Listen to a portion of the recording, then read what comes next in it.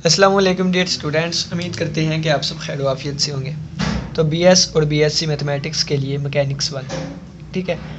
आज के लेक्चर में हम mechanics and it's branches, mechanics और इसकी ब्रांचेस के बारे में पढ़ेंगे। फंडामेंटल कंसेप्ट्स पढ़ेंगे मैकेनिक्स के रिलेटेड, जैसे स्पेस, टाइम, मैटर, मैस और फोर्स। ये फंडामेंटल कंसेप्ट्स होते हैं। फिर इन चीज़ों को रिलेट करते हुए हम कुछ कंसेप्ट पढ़ेंगे: body, rigid body, motion, rest, frame of reference, velocity, speed, acceleration, equilibrium law और इक्विलिब्रियम स्टेट भी पढ़ेंगे, और लॉ ऑफ सुपरपोजिशन। तो आज के लेक्चर में हम सिर्फ इतना ही कवर करेंगे। तो ये थ्योरी वाली चीज़ें हैं, तो कोशिश करूँगा आप लोगों को कंसेप्ट समझाने की। कंसेप्ट के साथ साथ हम डेफिनेशंस भी देखेंगे कि पेपर में अगर ये चीज़ें आ गई तो हम कैसे लिख के आएंगे, ठीक है। तो सबसे पहले हम मैकेनिक्स की डेफिनेशन देखते हैं, फिर हम आगे चलेंगे। सबसे पहले हम बात करते हैं मैकेनिक्स की कि इसकी डेफिनेशन क्या है।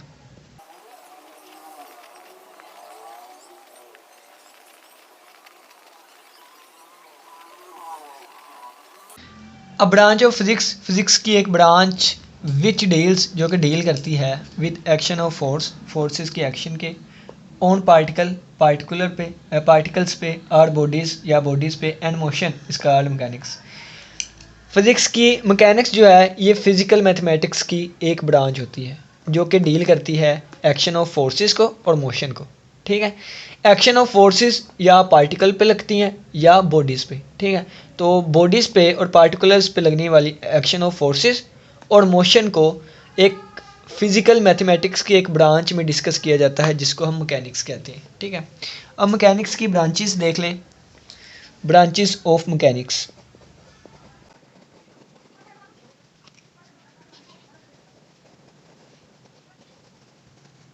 मैकेनिक्स को दो ब्रांचेस में डिवाइड किया गया है, जिनमें से नंबर 1 हमारे पास आती है स्टैटिस्टिक्स, स्टैटिस्टिक्स नहीं स्टैटिक, ठीक है। और नंबर 2 हमारे पास आती है डायनामिक। अगर हम स्टैटिक को देखें तो इसका मतलब होता है रुकी हुई चीज़ या रेस्ट पे। तो इसमें हम डील करते हैं, it deals with the bodies, with the bodies at rest, ठीक है। रेस्ट में रहते हुए बॉडीज़ को डील करना हमारे पास स्टैटिक होते हैं। और डायनामिक जो है ये मैकेनिक्स की एक ब्रांच होती है जो कि डील करती है, it deals with bodies, with the bodies in motion, in motion.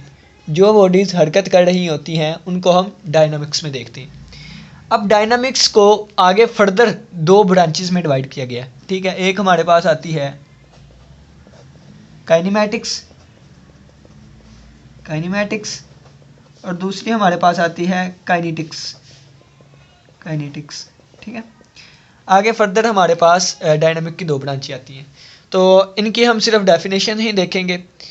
तो डेफिनेशन आपको डायरेक्ट ही दिखा देता हूँ। तो ये मैंने डायरेक्ट ही डेफिनेशंस लिख ली। सबसे पहले आई काइनेमैटिक्स। तो it treats of the geometry of motion of bodies, bodies की मोशन को ज्योमेट्री में लेके आना, यानी कि उनकी शक्लें वगैरह देखनी, शेप्स वगैरह, फिगर्स वगैरह, without taking into account there masses, यानी कि उनके मासेस को देखे बगैर, on the forces acting on them, और जो कि उनकी फोर्स यानी कि एक मास है ना, तो उस मास को देखे बगैर उन बॉडीज़ पे लगने वाली फोर्स और उस मोशन को हम शेप्स या ज्योमेट्री में लेके आएँ, तो वो सारा हम काइनेमैटिक्स में डिस्कस करेंगे, ठीक है। डेफिनेशन ही याद करनी है, बाकी और कुछ नहीं। Kinematics, we are interested in calculating such quantities. Kinematics में जब हम डिस्कशन कर रहे होते हैं तो उस वक्त हम किन चीज़ों को देखते हैं? Position, velocity, acceleration, vector of a body, इन चीज़ों को कैलकुलेट करते हैं, ठीक है। नेक्स्ट हमारे पास आती है काइनेटिक्स। तो it is concerned with the relations between forces acting on the bodies and the resulting motion. तो काइनेटिक्स में क्या होता है?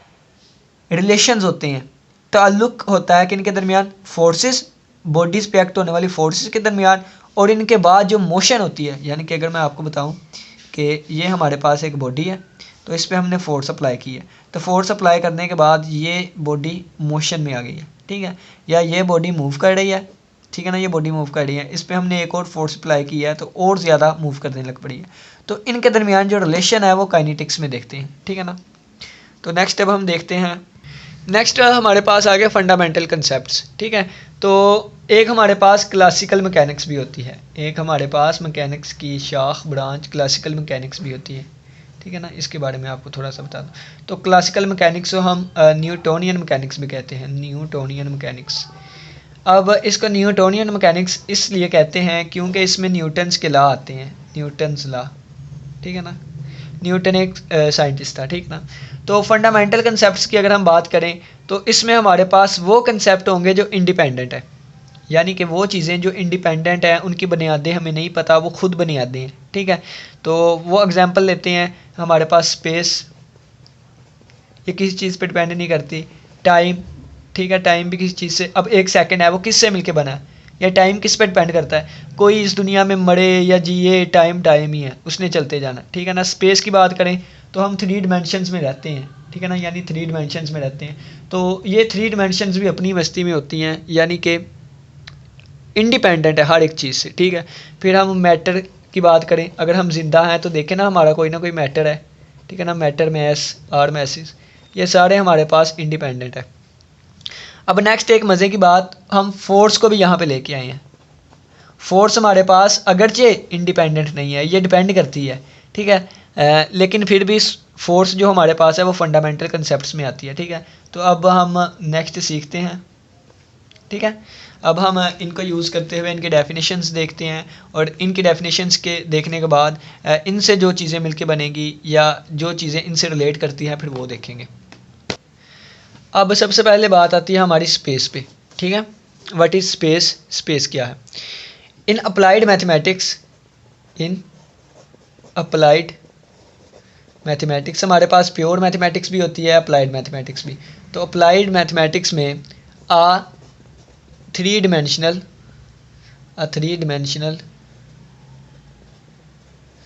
कोऑर्डिनेट सिस्टम या 3 डिमेंशनल सिस्टम जो होता है वो इज़ कॉल्ड स्पेस होता है।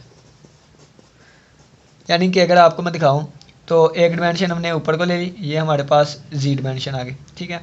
एक हम इस जानिब ले लेते हैं, ये हमारे पास एक्स डिमेंशन आ गई। एक हम इस तरफ ले लेते हैं तो ये हमारे पास वाई डिमेंशन आ गई, ठीक है। तो ये हमारे पास क्या बन गया, ये हमारे पास स्पेस बन गया। और ये स्पेस कैसे बनी, ये स्पेस 3 प्लेन से मिलके बनी, 3 प्लेन से मिलके बनी। एक प्लेन हमारे पास एक्स वाई, दूसरा प्लेन हमारे पास एक्स जी, और एक प्लेन हमारे पास वाई जी, ठीक है। एक ये वाला प्लेन होगा, ये वाई जी प्लेन, एक ये वाला प्लेन होगा, ये हमारे पास एक्स जी प्लेन, और एक ये नीचे वाला प्लेन होगा, इसको हम कहते हैं एक्स वाई प्लेन। यानी कि एक प्लेन ये वाला, एक प्लेन ये वाला, और एक प्लेन ये वाला, ठीक है। 3 प्लेन से मिलके बनती है। नेक्स्ट हमारे पास आ जाता है एक और फंडामेंटल कंसेप्ट जिसको हम कहते हैं टाइम, ठीक है। अब हम देखते हैं टाइम, टाइम क्या होता है। The middle interval, the middle interval of two instant is called time, is called time. अब देखें ना कि यहाँ अगर मैं कहूँ कि यहाँ से हमारी दुनिया स्टार्ट हुई है और यहाँ पे जाके हमारी दुनिया ख़त्म हो जाएगी, और हम तकरीबन यहाँ थोड़ी देर के लिए हैं, तो थोड़ी देर के लिए हैं तो यहाँ पे हमारा टाइम है, ठीक है ना। यानी कि हम जब 50-60 साल ज़िंदा हैं तो यहीं पे हमारा थोड़ा सा टाइम होता है, और हमें लगता है कि टाइम कभी ख़त्म नहीं होता, या टाइम कभी स्टार्ट हुआ भी था कि नहीं, पता नहीं, ठीक है ना। तो ये सारा 2 इंस्टेंट के दरमियान, ठीक है ना, 2 इंस्टेंट के दरमियान जो भी होता है मिडल इंटरवल वो टाइम होता है, ठीक हो गया ना। नेक्स्ट अब हम देखते हैं मैटर, ठीक है। नेक्स्ट अब हम देखते हैं matter. What is matter, anything, कोई भी चीज़, विच ऑक्युपाइज इन स्पेस, स्पेस में कोई भी चीज़ पाई जाती है उसको हम कहेंगे एंड हैज़ मास, और इसका मास होता है, और मैग्नीट्यूड, या उसकी कोई ना कोई मिकदार होती है, ठीक है, इस कॉल्ड मैटर, उसको हम मैटर कहते हैं, कॉल्ड मैटर। अब ये स्पेस है ना, स्पेस क्या, तो स्पेस की अगर आपको एग्जांपल दूँ तो अपने कमरे के नुक्कड़ देखें, यही चीज़ होगी, एक लंबाई होगी, एक इस तरीके से होगी, एक इस तरीके से, ठीक है। तो आपको कमरे में जो भी चीज़ नज़र आ रही है, आपको अपने कमरे में जो भी चीज़ नज़र आ रही है वो सारी क्या है, वो सारी की सारी मैटर है, ठीक है, क्योंकि वो स्पेस में कुछ ना कुछ स्पेस ऑक्यूपाई कर रही है, ठीक है, और उसका मैस भी है, उसकी मैग्नीट्यूड भी है, तो वो सारी चीज़ें क्या होगी, मैटर होगी। तो मैटर की 3 हालतें होती हैं या मैटर की 3 स्टेट्स होती हैं, ठीक है ना, 3 स्टेट्स होती हैं। एक हमारे पास आ जाता है सॉलिड जिसे हम ठोस कहते हैं, लिक्विड जिसे हम माया कहते हैं, और एक आता है गैस जिसे हम गैस ही कहते हैं, ठीक है, और एक और आती है जिसे हम प्लाज्मा कहते हैं। तो इनके दरमियान फ़र्क करने के लिए एक छोटा सा आपको डिफरेंस बता देता हूँ, यानी कि जिसे कहते हैं ना पेंडु वाली ज़बान, वो वाला थोड़ा सा बता देता हूँ। ऐसी कोई भी चीज़ जिसको हम खा सकें उसको सॉलिड कहते हैं, यानी कि खाने वाली चीज़ को सॉलिड। अब ये नहीं कि कोई ऐसी चीज़ है कि जो हम नहीं खा सकते, यानी कि ऐसी कोई भी चीज़ अच्छी है बुरी है जो भी है लेकिन उसको खा सकें वो सॉलिड है, और ऐसी कोई भी चीज़ जिसको हम पी सकें वो लिक्विड है। अब देखें ना, कोई भी चीज़ जिसको हम पी सकें, एग्जांपल एक दूँ कि रूह अफ़ज़ा है, रूह अफ़ज़ा पीते हैं या खाते हैं, रूह अफ़ज़ा पीते हैं, ठीक है ना, तो रूह अफ़ज़ा हमारे पास लिक्विड आ गया। पानी पीते हैं या खाते हैं, पानी पिया जा सकता है, खाया नहीं जाए, ये भी लिक्विड है, ठीक है ना। सॉलिड की अगर बात करें तो एक पत्थर है, पत्थर खाते हैं या पीते हैं, पत्थर खाए जाते हैं, यानी कि मुंह के ज़रिए हम पी तो नहीं ना सकते, पत्थर खाए जाते हैं ना। कोई भी चीज़ जो कि, अब देखें ये पेन है, पेन को मैं पी सकता हूँ, कभी भी मैं पेन को नहीं पी सकता, इसकी इंक को पी सकता हूँ, ये इंक जो है हमारे पास लिक्विड होगी। इस पेन को खाया जा सकता है जैसे तैसे, जैसे भी करके, ठीक है ना, पेन को पी नहीं सकते, तो वो हमारे पास सॉलिड है। और ऐसी चीज़ जो कि ना खाई जा सके ना पी जा सके और जिसको हम देख भी ना सकें उसको हम क्या कहते हैं, गैस, ठीक है। और ऐसी चीज़ जो ना खाई जाए ना पी जाए और हम उसको देख भी सकें तो ऐसी चीज़ को हम कहते हैं प्लाज्मा। जैसे कह लें रोशनी, ठीक है, बल्ब के अंदर रोशनी जल रही होती है ना, वो प्लाज्मा होता है। जैसे कह लें आग, आग को हम खा भी नहीं सकते पी भी नहीं सकते, नज़र भी आती है, तो ये क्या है, ये हमारे पास प्लाज्मा है। गैस कोई भी आप अपनी सुई गैस कह लें, ठीक है ना, उसको खा भी नहीं सकते पी भी नहीं सकते लेकिन वो हमें नज़र भी नहीं आती, तो वो हमारे पास गैस होती है। मैटर भी क्लियर हो गया। नेक्स्ट हम कहते हैं हमारे पास आ गई मैस। अब मैस क्या होता है, मैस भी मैटर ही होता है लेकिन डेफिनेशन से हम डिफरेंस देखते हैं थोड़ा सा, ठीक है। द क्वांटिटी, मिकदार, ऐसी मिकदार, the quantity of matter, matter की मिकदार को हम क्या कहते हैं, इन अ बॉडी, एक बॉडी में, इज कॉल्ड मैस। बॉडी में मैटर की जो क्वांटिटी होती है उसको हम मैस कहते हैं। अब बॉडी क्या है, ठीक है ना, मैटर का तो हमें पता चल गया, वो गैस भी हो सकता है, सॉलिड भी हो सकता है, लिक्विड भी, प्लाज्मा भी, ठीक है। ऐसी कोई भी चीज़ जिसकी मैग्नीट्यूड हो और वो स्पेस में कोई ना कोई जगह घेरती हो उसको मैटर कहते हैं। अब मैटर की यानी कि इस चीज़ की क्वांटिटी जो कि बॉडी में पाई जाए उसको हम मैस कहते हैं। पहले हम बॉडी को देखेंगे फिर इसको भी समझ लेंगे, ठीक है ना। तो नेक्स्ट हमारे पास कंसेप्ट आता है फोर्स का। नेक्स्ट कंसेप्ट हमारे पास आया फोर्स का। फोर्स की अगर हम उर्दू में डेफिनेशन देखें तो ऐसी कोई चीज़, हाँ, ऐसी फिज़िकल ऐसी क्वांटिटी जो कि किस चीज़ को मोशन में लाती है या लाने की कोशिश करती है। यानी कि एक चीज़ है ना पड़ी हुई, तो इसको मोशन में लाती है, यानी कि फोर्स लगाइए मोशन, हरकत करना स्टार्ट करे। या ये बॉडी थी, इस पे फोर्स लगाइए, हिली तो नहीं लेकिन हिलाने की हमने इसको कोशिश की क्योंकि हमने फोर्स अप्लाई की, ठीक है। तो किसी जिस्म को या मोशन में लाती है या लाने की कोशिश करती है, ठीक है। या एक चीज़ जो है वो पहले मोशन में है तो उसको रोकने के लिए हमने जो फोर्स लगाई वो भी फोर्स ही है। या एक चीज़ पहले चल रही है तो हमने उसको रोकने की कोशिश की लेकिन वो नहीं रुकी, ठीक है, तो हम क्या कर रहे थे, हम फोर्स अप्लाई कर रहे थे। तो फोर्स जो है वो किसी चीज़ को मोशन में लाती है या लाने की कोशिश करती है, किसी चीज़ को मोशन से रोकती है या रोकने की कोशिश करती है, ठीक है। अब इंग्लिश में हम पढ़ते हैं तो इंग्लिश में थोड़ा सा देख लें। अ फोर्स, एक force is that the agent, एक एजेंट होती है, विच चेंजेस, जो कि तब्दीली लेके आती है, आर टेंड्स या झुकाती है, टू चेंज, तब्दीली को, the state of rest, the state of rest, साकन की हालत, और मोशन या मोशन की हालत ऑफ अ बॉडी, एक बॉडी की, ठीक है। फोर्स क्या होती है, फोर्स किसी रेस्ट या मोशन बॉडी की स्टेट को चेंज करने के लिए, ठीक है ना, चेंज करने के लिए एक एजेंट के तौर पे काम करती है, ठीक है ना। यानी एजेंट क्या होता है, कोई काम करता है। ये बॉडी जो है रेस्ट पे पड़ी है तो फोर्स लगाएंगे तो ये हिलना स्टार्ट कर जाएगी, ठीक है, यानी कि मोशन की स्टेट ऑफ मोशन चेंज कर दी। एक बॉडी या मूव कर रही है, उस पर फोर्स लगाई या और तेज़ मूव करने लगेगी या रुक जाएगी, ठीक है। तो मोशन की हालत को भी चेंज करने के लिए फोर्स अप्लाई की जाती है।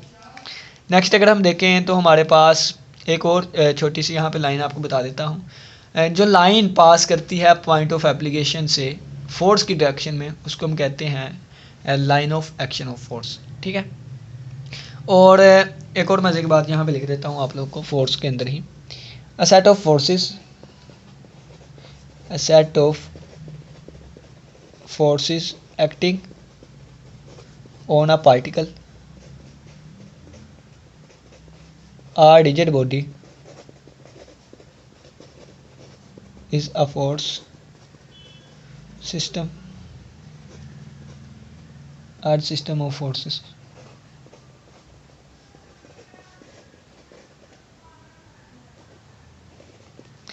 अ सेट ऑफ फोर्सेस यानी कि फोर्सेस का मजमुआ, जो कि एक पार्टिकल, या पार्टिकल क्या होता है ये भी अब आगे डिस्कस करेंगे, रिजिड बॉडी क्या होती है ये भी। चले फ़र्ज़ करें यहाँ पे एक रिजिड बॉडी पड़ी हुई है, इस पे हम सेट ऑफ फोर्सेस लगा रहे हैं, यानी कि फोर्सेस का मजमुआ लगा रहे हैं, ठीक है। तो इसको हम क्या कहेंगे, इन सारी फोर्सेस को हम कहेंगे सिस्टम ऑफ फोर्सेस या फोर्स सिस्टम, ठीक है, ये बात।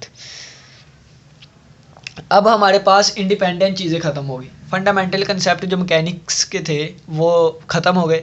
अब हम इनसे रिलेटेड कुछ चीज़ें डिस्कस करेंगे। तो इनमें सबसे पहले हम बात करते हैं बॉडी की, ठीक है, इनमें सबसे पहले हम बात करते हैं बॉडी की। बॉडी की बात करें, a body is a matter, a body is a matter which occupied a limited portion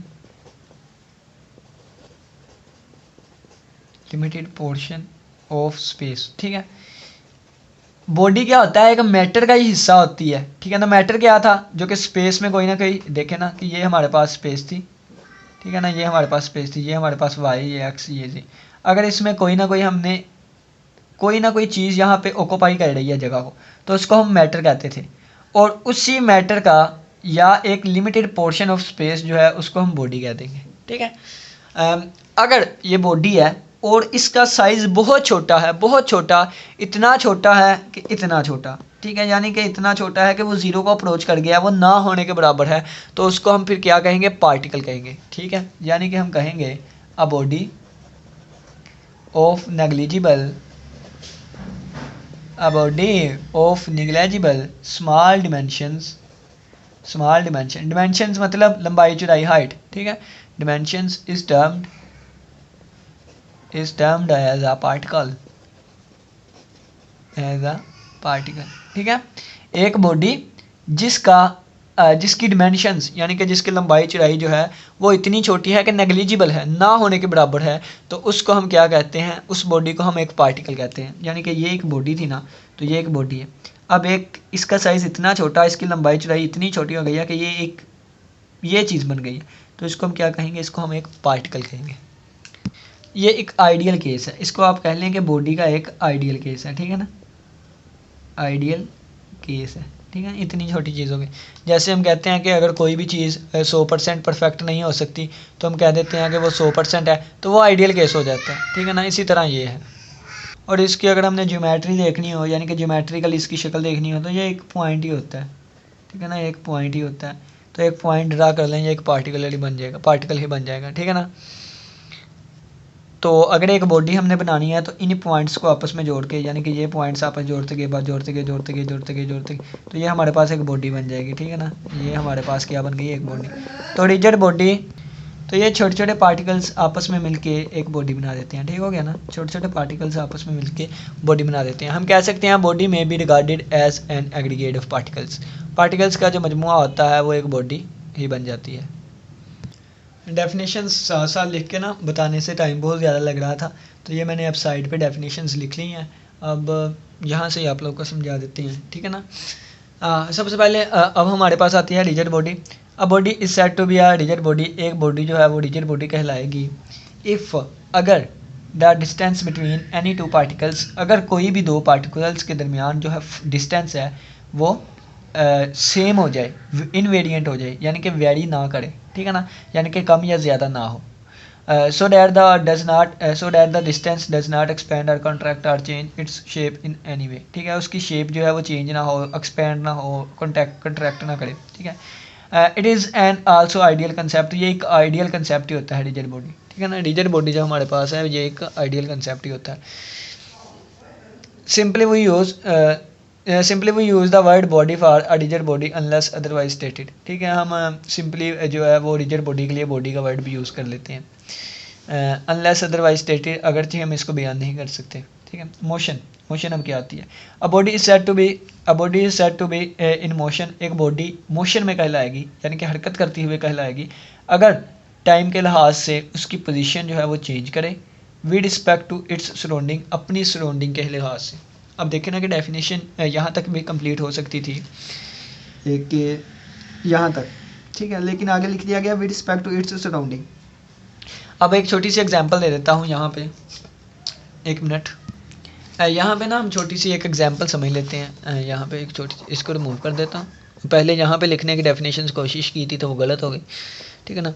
तो ये एक हमारे पास एक बॉडी है, ठीक है ना, ये बॉडी मूव कर रही है, ठीक है ना, ये बॉडी मूव कर रही है। तो अगर हम यहाँ से खड़े होकर देखें तो ये बॉडी पहले यहाँ थी, कुछ वक्त के बाद यहाँ पे आ गई, ठीक है ना, कुछ वक्त बाद यहाँ पे आ गई, और हमने यहाँ से देखा कि पहले बॉडी तो यहाँ थी, यहाँ चले गई, तो इसका मतलब है कि ये बॉडी क्या है, मूव कर रही है, ठीक है।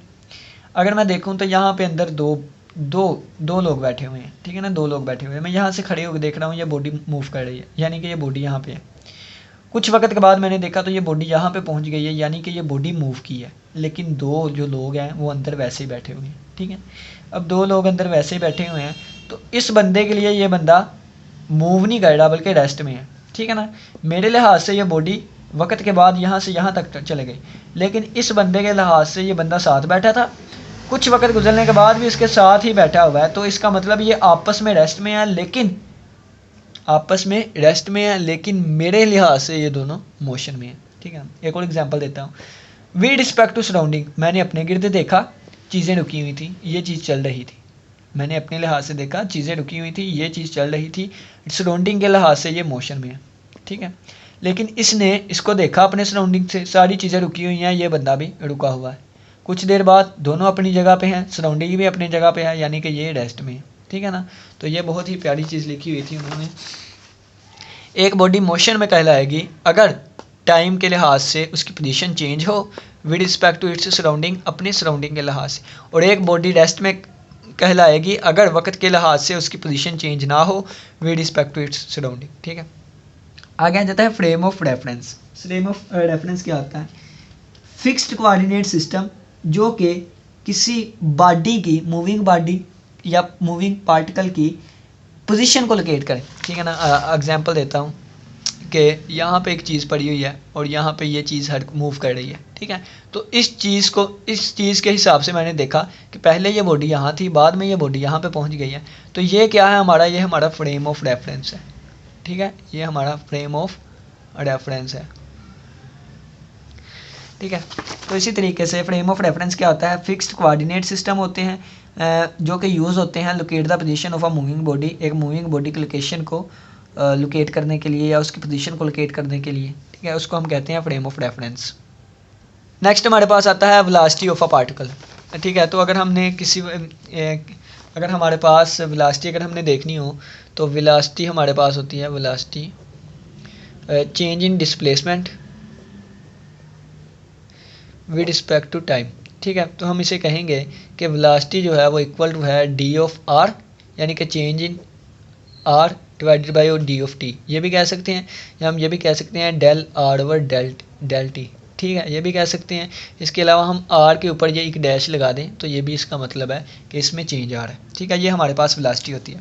अगर हम स्पीड की बात करें तो एक वेक्टर जो है, एक वेक्टर उसकी कोई ना कोई मैग्नीट्यूड होती है, मैग्नीट्यूड एक स्केलर होती है, और मल्टीप्लाई बाय उसकी कोई ना कोई डायरेक्शन होती है, ठीक है। तो यहाँ पे अगर हम वेलोसिटी की बात करें तो ये वेलोसिटी वेक्टर किसके इक्वल होगा, वेलोसिटी की मैग्नीट्यूड मल्टीप्लाई बाय वेलोसिटी की डायरेक्शन, ठीक है। तो ये जो मैग्नीट्यूड होती है इसको हम स्पीड कहते हैं। ठीक है, स्पीड का भी पता चल गया। अगर एक वेलोसिटी है उसकी मैग्नीट्यूड होगी इसकी डायरेक्शन, तो उसकी जो मैग्नीट्यूड होगी उसको हम स्पीड कहते हैं। ठीक है, अब एक्सीलरेशन की बात करें। एक्सीलरेशन हमारे पास होता है dv/dt, या इसको कह लें कि del V over del T. ठीक है, ये एक्सेलरेशन होता है। एक्सेलरेशन किसके इक्वल होता है? चेंज इन, ठीक है, change in velocity divided by del T. ठीक है, ये हमारे पास एक्सेलरेशन होता है। एक्सेलरेशन का अगर मैं आपको बताऊं तो इसको ऐसे भी लिख सकते हैं, यानी कि इसमें v में चेंज आ रहा है तो v। ठीक है, और अगर देखें तो v के ऊपर डैश है, तो v किसके इक्वल था? r के इक्वल, यानी कि r के ऊपर डबल डैश। ठीक है, एक डैश ये वाली और एक ये वाली। ठीक हो गया, तो इसको हम ऐसे भी लिख सकते हैं। तो बस इसमें और तो नहीं कोई चीज़ बताने वाली थी? नहीं, और कोई भी नहीं थी। तो अब हम यहाँ पे आ जाते हैं। ठीक है, तो वेलोसिटी होती है किसी पार्टिकल की, हम वेलोसिटी को इस तरीके से डिफाइन कर सकते हैं। ठीक है ना, ये फार्मूला ही लिखा हुआ है। और speed of particle, the magnitude of velocity, velocity vector की जो मैग्नीट्यूड होती है उसको हम स्पीड कहते हैं। एक्सेलरेशन क्या होता है? Acceleration is equal to dv/dt, यानी कि change in velocity with respect to time. अब आता है equilibrium state of a particle. एक पार्टिकल की इक्विलिब्रियम स्टेट क्या होती है?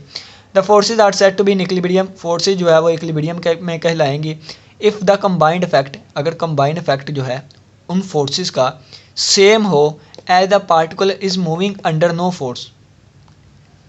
दोबारा गौर से सुनिएगा, जो फोर्सेस हम अप्लाई कर रहे हैं उनका कंबाइंड इफेक्ट किसके सेम हो? उस पार्टिकुलर के जिस पे कोई फोर्स अप्लाई नहीं कर रही थी और वो मूव कर रहा था। ठीक है ना, उस वक्त हम क्या कहेंगे कि वो जो फोर्सेज हैं इक्विलिब्रियम में। दोबारा सुनिएगा, फोर्सेज जो है वो इक्विलिब्रियम में कहलाएंगी अगर उनका कंबाइन इफेक्ट जो है, उन फोर्सेस का कंबाइन इफेक्ट सेम हो as the particle is moving under no force, उसके कि वो पार्टिकुलर पे कोई फोर्स अप्लाई नहीं हुई और वो मूव कर रहा था, उसका इफेक्ट जो हम फोर्सेस अप्लाई कर रहे हैं उनके कंबाइंड इफेक्ट के इक्वल आ जाए, तो हम कहेंगे कि ये इक्विलिब्रियम स्टेट है एक पार्टिकुलर की। And the state of a particular is said to be in equilibrium state, तो इस वक्त हम इक्विलिब्रियम स्टेट कहेंगे। अब देखें ना एग्जांपल, ये पार्टिकुलर है, इस पर हमने कोई फोर्स अप्लाई नहीं की, नो फोर्स, और ये पार्टिकुलर मूव कर रहा था, पार्टिकल मूव कर रहा था। फिर ये पार्टिकुलर मूव कर रहा है और हमने इतनी फोर्स अप्लाई की इस पर, इतनी फोर्सेज अप्लाई की, इतनी ज़्यादा फोर्सेज अप्लाई की कि ये जैसे ये पार्टिकल पहले मूव कर रहा था वैसे ही अब कर रहा है, इसकी मूवमेंट को में कोई भी फ़र्क नहीं आया। तो ये दोनों कंडीशंस, ये दोनों स्टेट्स हमारे पास इक्विलिब्रियम है। ठीक है, पहले पार्टिकुलर मूव कर रहा था, कोई फोर्स अप्लाई नहीं की, फिर हमने फोर्सेस इतनी अप्लाई की कि ऐसी अप्लाई की, फोर्सेस इस तरीके से अप्लाई की कि उसकी मूवमेंट को कोई फ़र्क नहीं आया, तो उस वक्त कहेंगे इक्विलिब्रियम स्टेट है।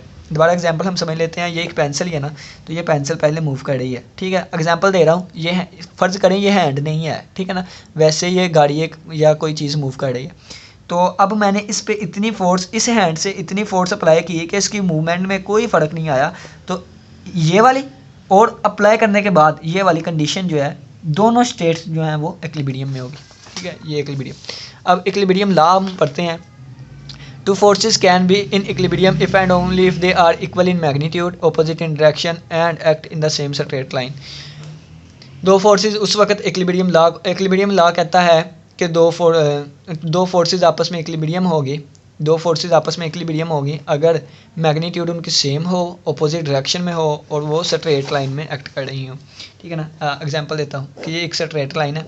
ठीक है ना, एक स्ट्रेट लाइन है ना, एक फोर्स इस तरफ से एक्ट कर रही है, यानी कि यहाँ से यहाँ, इसके ऊपर ही, लाइन के ऊपर। ठीक है, और एक यानी कि लाइन में इस तरह ड्रा कर लेता हूँ ना, ये मेरे पास एक लाइन है। ठीक है, तो इस पे एक फोर्स यहाँ पे एक्ट कर रही है, ये एक्ट कर रही है। ठीक है, अब एक और फोर्स इसी सिम्मत में यानी कि ऑपोजिट डायरेक्शन, ये इस डायरेक्शन में थी, ये इस डायरेक्शन में, अब ये भी 5 न्यूटन की फोर्स है, ये भी 5 न्यूटन की फोर्स, तो यहाँ पे चेंजिंग कुछ भी नहीं होगी। यानी कि अगर आपको एग्जांपल दूँ तो यहाँ पे कोई चीज़ पड़ी हुई है, इधर से मैं खींच रहा हूँ, इधर से आप खींच रहे हैं, तो वो चीज़ किधर जाएगी? मेरी तरफ जाएगी या आपकी तरफ? जिसकी फोर्स ज़्यादा होगी, जो ज़्यादा तेज़ी से खींच रहा है उसकी तरफ जाएगी, उसी की तरफ जाएगी ना। लेकिन अगर मैं कहूँ कि आप भी 5 न्यूटन की फोर्स से खींच रहे हैं, मैं भी 5 न्यूटन की फोर्स से खींच रहा हूँ, तो ये चीज़ ना तो मेरी तरफ जाएगी ना आपकी तरफ जाएगी, ये चीज़ यहीं की यहीं पड़ी रहेगी। तो इसको कहते हैं इक्विलिब्रियम लॉ। लेकिन इसके लिए शर्त क्या है कि हम इसको एक स्ट्रेट लाइन में खींचें, ठीक है ना, यानी एक स्ट्रेट रस्साकशी होती है ना, वही है कि रस्सा वहीं खड़ा रहता है अगर दोनों तरफ की फोर्स सेम हो, ठीक है ना। हम ऊपर नीचे करें वो अलग बात है, एक स्ट्रेट लाइन में, ठीक है ना। तो ये भी हमारे पास है कि लॉ ऑफ इक्विलिब्रियम हमें क्या कहता है, दो फोर्सेस इक्विलिब्रियम में होगी अगर एक मैग्नीट्यूड में इक्वल हो, 5 न्यूटन उसने फोर्स लगाई, 5 न्यूटन में, ऑपोजिट इन डायरेक्शन हो, एक तरफ से मैं खींच रहा हूँ दूसरी तरफ से कोई और एक ही स्ट्रेट लाइन में, सेम स्ट्रेट लाइन में एक्ट करेगी, ठीक है ना। लॉ ऑफ सुपरपोजिशन क्या कहता है, the action of a given system of forces on a body remains unchanged if we add to और subtract from them another system of forces. यानी कि action of a given system of forces का जो भी action है, हमने किसी body पे हमने फोर्सेस लगाई, उनका एक्शन सेम रहे, चेंज ना हो, इफ़ वी ऐड टू और subtract from them another system of forces in equilibrium. इसको हम एक एग्जांपल से समझते हैं कि ये हमारे पास एक बॉडी इक्विलिब्रियम में पड़ी हुई थी, ठीक है ना, ये एक बॉडी इक्विलिब्रियम में पड़ी हुई थी। तो हमने एक और बॉडी ली, इस पर हमने फोर्सेस अप्लाई की। अब इस बॉडी की जो फोर्सेस हैं, इस बॉडी पे लगने वाली इक्विलिब्रियम की फोर्सेस में प्लस करें या माइनस करें, प्लस करें या माइनस करें, तो इसमें कोई भी फ़र्क ना आए, ठीक है ना, यानी कि इसमें कोई भी फ़र्क ना आए तो उसको हम क्या कहते हैं, लॉ ऑफ सुपरपोजिशन। यानी कि ये देखें, the action of a given system of forces on a body, एक बॉडी पे हमने एक्शन ऑफ फोर्सेस लगाई, यानी कि बहुत ज़्यादा फोर्सेस लगाई, तो वो अनचेंज रहे, वो चेंज ना हो अगर हम इसको ऐड या सब्ट्रैक्ट करें किसी दूसरी बॉडी के साथ जो कि इक्विलिब्रियम में है, इक्विलिब्रियम सिस्टम ऑफ फोर्सेस में, ठीक है। तो ये हमारा लॉ ऑफ सुपरपोजिशन था। उम्मीद करता हूँ कि आज के लेक्चर की समझ आई होगी। आज के लेक्चर में हमने सिर्फ बेसिक कंसेप्ट कवर किए थे और कुछ भी नहीं। तो बेसिक कंसेप्ट आपको बता देते हैं हमने क्या कवर किए और छोटी सी हम एक समरी ले लेते हैं। तो आज के लेक्चर में हमने सबसे पहले देखा मैकेनिक्स की होती है, ये फिजिकल मैथमेटिक्स की एक ब्रांच होती है जो कि एक बॉडी पे लगने वाली फोर्सेस के एक्शन को और बॉडी की मोशन को डिस्कस करती है, इसको हम मैकेनिक्स कहते हैं। फिर फंडामेंटल कंसेप्ट्स फॉर मैकेनिक्स देखें, फिर हमने इसकी ब्रांचेस देखी, इसकी दो ब्रांचेस थी, स्टैटिक और डायनामिक। स्टैटिक में रेस्ट चीज़ों का स्टडी करते थे, डायनामिक में मूविंग बॉडीज़ को हम डिस्कस करते थे। फिर आगे इसकी फर्दर दो टाइप्स थी, काइनेमेटिक्स और काइनेटिक्स। फिर हमने फंडामेंटल कंसेप्ट फॉर मैकेनिक्स के फंडामेंटल कंसेप्ट्स देखे, स्पेस के बारे में डिस्कस किया, यानी कि ये 3 डायमेंशनल होती है अप्लाइड मैथ में, ठीक है। टाइम के बारे में, 2 इंस्टेंट के दरमियान जो इंटरवल होता है उसको टाइम कहते हैं। मैटर के बारे में, स्पेस में जो भी चीज़ स्पेस ऑक्यूपाई करे उसको मैटर कहते हैं। मैस के बारे में, ये हमारे पास मैटर की जो क्वांटिटी होती है एक बॉडी में उसी को मैस कहते हैं। फोर्स के बारे में, यानी कि जो पोजीशन को, यानी कि रेस्ट या मूविंग बॉडी की हालत को चेंज कर दे उसको हम फोर्स कहते हैं।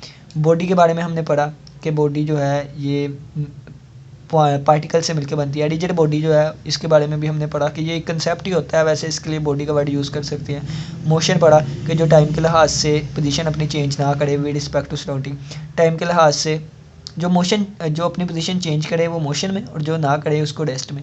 फ्रेम ऑफ रेफरेंस, कुछ कोऑर्डिनेट्स को फिक्स करें और फिर उस लिहाज से हम मूविंग बॉडी को देखें कि पोजीशन लोकेट करें तो वो फ्रेम ऑफ रेफरेंस होगा। वेलोसिटी क्या होती है, change in displacement with respect to time, speed velocity की मैग्नीट्यूड, ठीक है। एक्सेलरेशन क्या होता है, वेलोसिटी में change with respect to time, acceleration. Equilibrium law क्या कहता था, इक्विलिब्रियम लॉ कहता है कि अगर दो फोर्सेस सेम मैग्नीट्यूड की हो, ऑपोजिट डायरेक्शन हो और एक ही स्ट्रेट लाइन में एक्ट करती हों तो वो फोर्सेस जो हैं वो इक्विलिब्रियम में होगी। लॉ ऑफ सुपरपोजिशन क्या कहता है कि अगर एक बॉडी है उस पर हमने फोर्सेस अप्लाई की हैं, ठीक है, और एक बॉडी इक्विलिब्रियम में है और अगर दोनों को प्लस या माइनस किया जाए तो कोई फ़र्क ना हो, तो इसका मतलब ये लॉ ऑफ सुपरपोजिशन में है, ठीक है। तो इसी के साथ इजाज़त दीजिए, अल्लाह हाफिज़, अल्लाह निगहबान।